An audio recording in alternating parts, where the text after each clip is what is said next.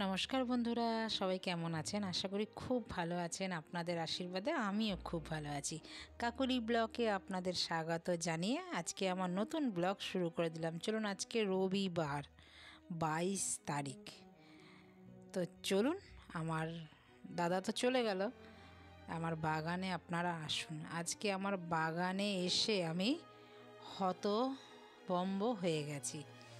প্রতিদিনের মতন তো সকালে একবার ঘুম থেকে উঠে বাগানে আসি, ঠাকুর নমস্কার করে তারপরে বাগানে আসি সূর্য নমস্কার করতে, তারপরে বাগানে জল দিই। তো জল দিতে এসে দেখি আজকে বন্ধুরা, দেখুন আপনারাও, খালি দেখতে থাকুন, কে এই কম্বটি করেছে। পাপ কখনো বাপকেও ছাড়ে না, তাই না বন্ধুরা বলুন? দেখুন আমার গাছগুলো কিভাবে দোলে মুচড়ে ভেঙে একাকার করে দিয়ে গেছে। তো কি হয়েছে, যারা ভেঙে দিয়ে গেছে তারা কি ভালো থাকবে? এই কম্বটি করেছে হচ্ছে সকালবেলা, আজ রবিবার সকালবেলা। দেখুন গাছের যে রক্ত আছে, গাছের রক্ত তো আর আমাদের মতন লাল হয় না, কেটে গেলে দেখা যায়। গাছের রক্ত কিন্তু সাদা হয়। গাছেরও প্রাণ আছে, দেখুন তাদের গা থেকে রক্ত গড়িয়ে পড়ছে। কষ্ট হয়েছে যখন যে করেছে এই কম্বটি। এই গাছটি সুন্দর ফুল দিচ্ছিল, দেখেও মনটাও ভাল লাগছিল। এই ফুলের মধু ভোমরা ডেলি এসে খেত, তাই না বন্ধুরা বলুন? খাওয়া নষ্ট করলো আর গাছটাকেও ভাঙলো। তাদের কি হবে বন্ধুরা বলুন তো? দেখুন গাছে টাটকা টাটকা রক্ত, একদম হাত দিয়ে বোঝা যাচ্ছে। আর ফুলগুলো দেখেছেন মুরঝে গেছে, মানে ডোলে মুচড়ে যত গায়ে জোর আছে আমার এই কসমস গাছের ওপরে দেখিয়ে গেছে। আমাদের বাড়িতে জানেন বন্ধুরা, দুটো গেট আছে বড় বড়। প্রথম দরজায় একটা গেট, তারপরে আবার কলাপসের গেট। দুটো গেট পেরিয়ে বাইরের লোক কে এসেছে আমি তো জানি না আমার চারতলায়। তারপরেও আবার ফুল গাছের প্রতি এত রাগ। আগেও দেখিয়েছি ভেঙে দিয়ে গেছে কে, আমি কিন্তু দেখিনি। দেখেছে কে জানেন? আমার গোবিন্দ। গোবিন্দ সব দেখে, তো আমি দেখিনি। আমি সব সময় গোবিন্দর কাছে বলি, গোবিন্দ তুমি তো দেখেছো, আমার গোবিন্দ দেখলেই হবে, আমাকে যেন না দেখায় আমার গোবিন্দ। আমাকে আমার গোবিন্দ যেন সহ্য ক্ষমতা দেয়। গোবিন্দর কাছে সকালবেলা যখন ঘুম থেকে উঠেই দরজা খুলেই গোবিন্দর মুখ দর্শন করি, তারপরে সূর্য প্রণাম করি, গাছে জল দিই, তখনই বলি, গোবিন্দ আমাকে সহ্য ক্ষমতা দাও, তুমি সহ্য করো না। হ্যাঁ চলুন, যে করেছে এই কম্বটি তার যেন ভালো হয়, গোবিন্দ যেন তার ভালো করে। তো চা খেয়ে নিয়েছি, আজকে রবিবার, এই নিয়ে পড়ে থাকলে হবে বলুন?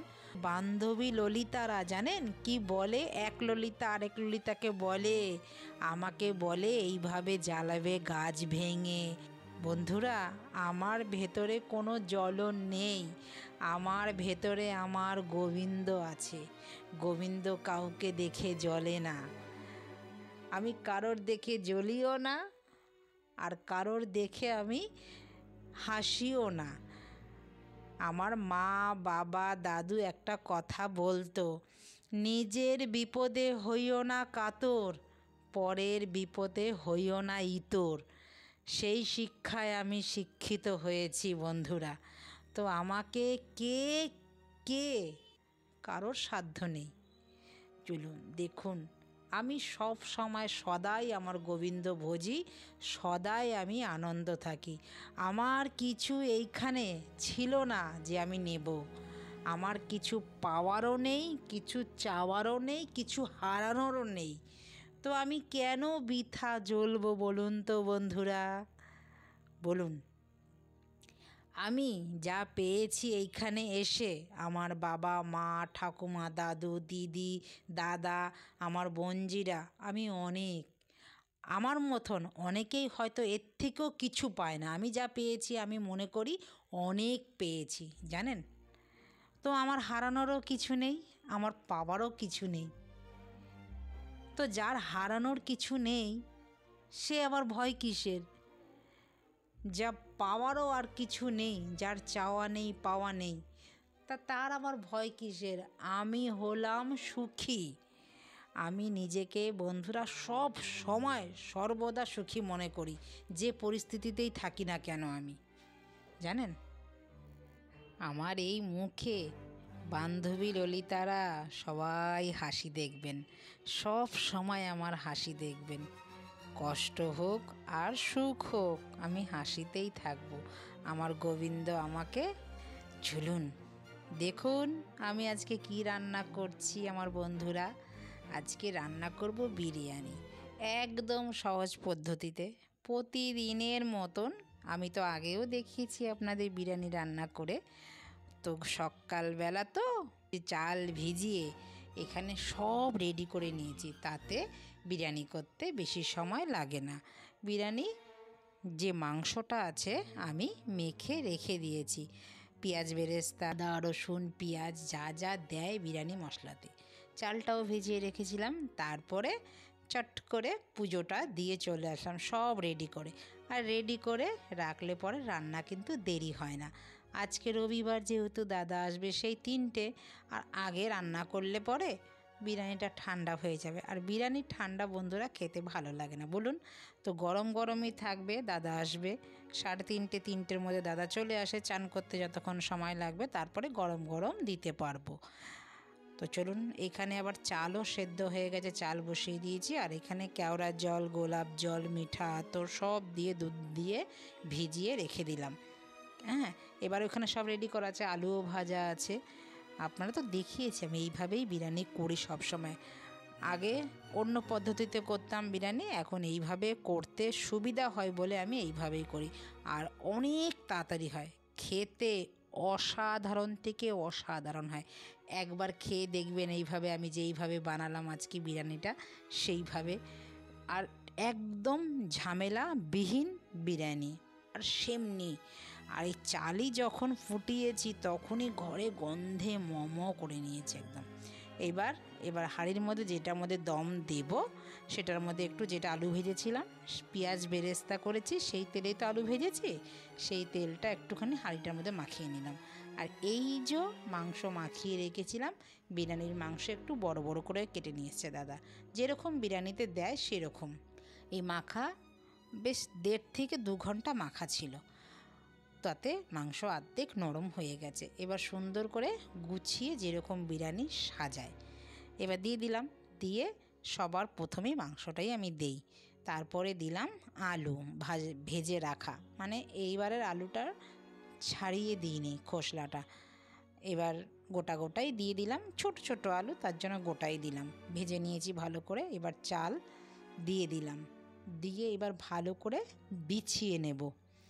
আর বিরিয়ানি যখনই বানাবেন বন্ধুরা, একদম চালটা কিন্তু গরম গরমই, যখন ভাতটা হয়ে যাবে একদম গরম গরম, ভাতটা আমি 70% ফুটিয়েছি, আর 25% এই দমে হবে, তবেই বিরিয়ানির মতনই কিন্তু হবে। একদম যখন দেব দমে 40 মিনিট পরে একদম ঘরটা গন্ধে মম করবে। এবার দিয়ে দিলাম কেওড়ার জল, মিঠা আতর যা যা বানিয়ে রেখেছিলাম, এগুলো সুবিধা হয় এইভাবে বিরিয়ানি বানালে পরে। এবার দিয়ে দিলাম একটুখানি পেঁয়াজ বেরেস্তা, অল্পই ছিল, আর অন্য মাংস মেখে রেখেছিলাম তো আবার একটু দিলাম বিরিয়ানির মশলা, এটা কেনা মশলাই দিলাম, আমি আর বানালাম না। এবার ওপর থেকে দিয়ে দিলাম ঘিটা মানে জমে গেছে একদম নিচে, অল্পই আছে তার জন্যই জমে গেছে, দিয়ে দিলাম। দিয়ে এইবার ভালো করে গুছিয়ে পুরো ছড়িয়ে দিলাম, যেন ঘিটা প্রত্যেকটা নিচে অবধি যায়। আটু দিলাম, দিয়ে এবার ঢেকে দেবো ভালো করে একটা চাপা, যেন এর থেকে হাওয়া না বেরিয়ে। আজকাল আটা দিয়ে বানালাম না। এবার বসিয়ে দিলাম হাই ফ্লেমে 10 মিনিট, তারপরে 45 মিনিট, ওপরে একটা ভারী শিল চাপা দিয়ে দিয়েছি। এইবার বানাচ্ছি যে আরেকটা মাংস মেখে রেখেছিলাম ছোট ছোট করে, সেই মাংসগুলোর মধ্যে ওই প্রতিদিনের যে গরম মশলা থাকে সেই গরম মশলা দিয়ে দিলাম, দিয়ে যে মেখে রাখা মাংসটা সেটাও এবার দিয়ে দিলাম, দিয়ে এবার নাড়বো ভালো করে যতক্ষণ তেলটা একটু না ছেড়ে আসে। তারপরে দেব কাজু, কিশমিশ আর আমন্ড পেস্ট, একটুখানি, অল্প, বেশি না। তারপরে একটু দুধ রেখে দিয়েছিলাম, কেওড়ার জল, গোলাপ জল যে বানিয়েছি বিরিয়ানির জন্য সেটা দেবো। এটা হচ্ছে চিকেন রেজালাও বলতে পারেন। চাপ, এটা তো বড় বড় হলে চাপ হয়, তো বড় বড় করিনি, আমি ছোট ছোট করেই করেছি যেহেতু মাংস একটু কম ছিল বলে। দিয়ে দিলাম, এবার নেড়ে চেড়ে একটু পেঁয়াজ বেরেস্তা দিয়ে দিলাম, এইবার ঢেকে দেব। পুরো রান্নাঘর, পুরো ঘর, রান্নাঘর না পুরো ঘর একদম গন্ধে মম হয়ে গেছে। আমার মেয়ে খাওয়ার জন্য পাগল হয়ে গেছে। তা চলুন বেড়ে দিই মেয়েকে। তো বন্ধুরা, ভিডিওটা কীরকম লাগলো? যদি কোথাও ভালো লেগে থাকে লাইক, কমেন্ট, শেয়ার করে দেবেন, চ্যানেলটিকেও সাবস্ক্রাইব করে রাখবেন, পাশে থাকা বেল আইকনটিও প্রেস করে রাখবেন। আমি যখন এইরকম ভিডিও আপলোড দেব সববার আগে আপনাদের নোটিফিকেশান পৌঁছে যাবে, তার জন্য নোটিফিকেশান বেলটাও প্রেস করে রাখবেন। দেখুন হয়ে গেছে, চলুন, ঘর পুরো গন্ধে মম হয়ে গেছে। আর আমার বান্ধবী ললিতা, আপনাদের কোন কোন জায়গায় ব্যথা সেটাও জানাবেন। তো দেখা হচ্ছে শিগগিরই নতুন একটি ব্লগে। সবাই ভালো থাকবেন, সুস্থ থাকবেন। নমস্কার, টাটা।